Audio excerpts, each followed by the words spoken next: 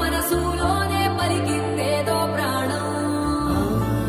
కన్నుల్లోనే గంగై పొంగిన ఆనందం, కాలంతో పరిహాసం చేసిన స్నేహం.